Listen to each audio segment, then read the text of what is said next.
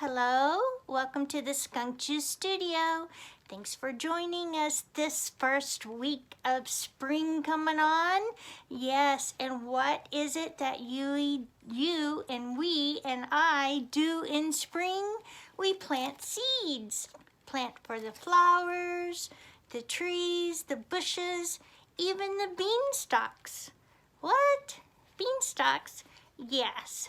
That comes from a seed and is part of our book this week, this classic, Jack and the Beanstalk. Yay! How fun is that? Are you ready to find out what happens with Jack and the Beanstalk?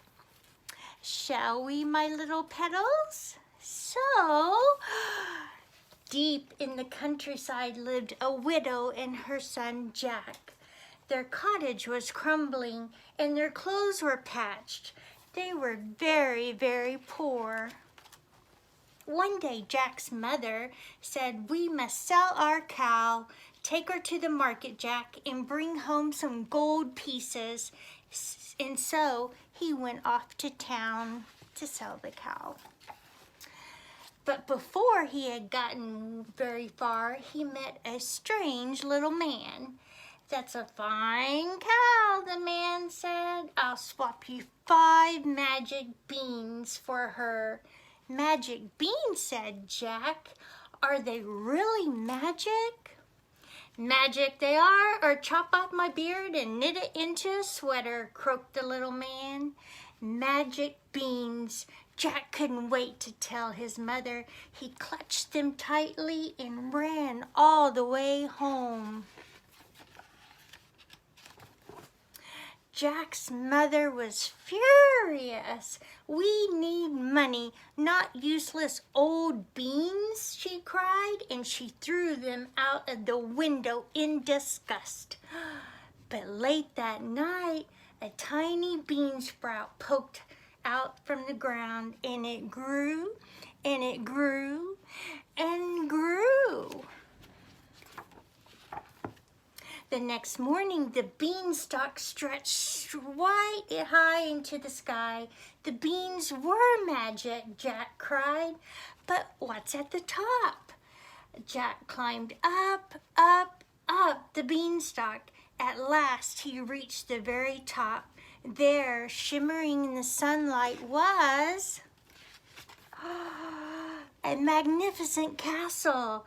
Just then, Jack's stomach grumbled. "I must find some breakfast," he thought, and he tapped on the castle door.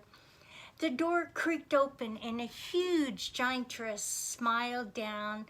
"Hello," Jack shouted up. "Please, do you have any food?"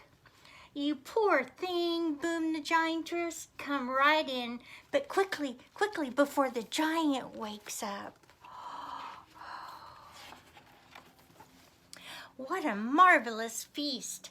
There was an enormous loaf of bread and a gigantic jar of jelly. Jack dug in at once. But suddenly the room began to shake. Boom, boom, boom. "Oh my goodness," cried the giantess. "He's coming!" And she shoved Jack under a teacup to hide. Into the room stomped a big, scary, hungry giant. "Fee, fi, fo, fum, I smell the blood of an Englishman," he said. "Be he alive or be he dead, I'll grind his bones to make my bread." "Don't be silly. There's nobody here but us," the giantess scolded. "Now go and wash before breakfast." Jack trembled. "I must leave now," he thought. He was halfway down the hall when he heard a squawk. It was a hen with bright golden feathers. "Help," she clucked. "Set me free and I'll lay you golden eggs every morning." Jack scooped up the hen, but then he heard huge footsteps thundering after them. "Fee, fi, fo, fum," roared the giant. "I smell the blood of an Englishman, and there he is." Jack raced out of the door. He jumped and slid down the beanstalk.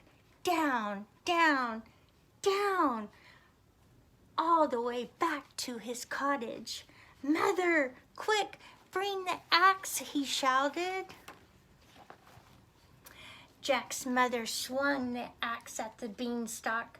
It shuddered and shook, and then the giant came tumbling down. Fee, fi, fo, crash! And that was the end of the giant. Jack hugged his mother tight. "Look what I found," he said, and he showed her the golden hen. "Oh, Jack," said his mother, "I'm so glad you are safe, and you were right about those magic beans." Yes. So Jack, his mother, and the golden hen all lived happily ever after, and with lots of golden eggs. They were never poor again. The end. That was Jack and the Beanstalk, right? So, I want you to have a great rest of your day, rest of your week, rest of your spring break, the beginning of spring. And what do? We plant our seeds, right? So we can plant our seeds and read, right? What's wrong with that? So thanks again for joining me. And please remember, wash your hands and sprinkle that kindness. Okay, plant those seeds. Thanks, guys, and I'll see you next week. Bye.